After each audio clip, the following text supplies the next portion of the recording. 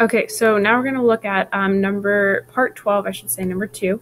So the problem says if you have 25 moles of bromine gas are formed from the decomposition of potassium bromide, how many particles of potassium bromide reacted? So first thing we always need to do is write a reaction if we don't have one. So we're going to go ahead and start with writing our reaction now. So we know we have potassium bromide. If we were to write out the formula for that, that'd be KBr. We know that each one plus 1 minus 1, they're going to balance each other out. It's decomposing, meaning it's the only reactant, and it's going to form bromine gas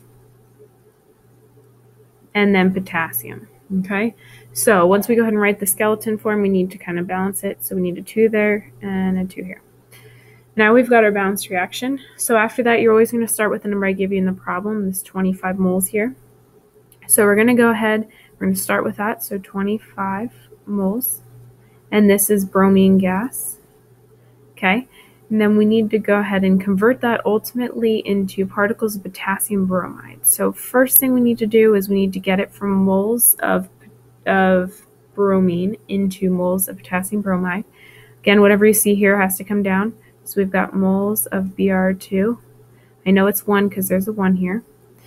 Then there's 2 moles of KBr, so it's going to go on the top.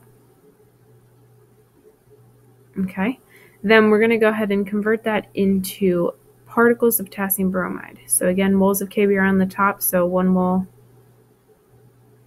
KBr is going to come down here, and then 6.02 times 10 to the 23rd particles of KBr and 1 mole. Okay, so we go ahead, this will cancel, we'll be left with particles of KBr, which is good, that's what we want. So we're going to have 3.01 times 10 to the 25th particles of KBr. And that's it for this problem. We ended up with the units that we wanted from the question here.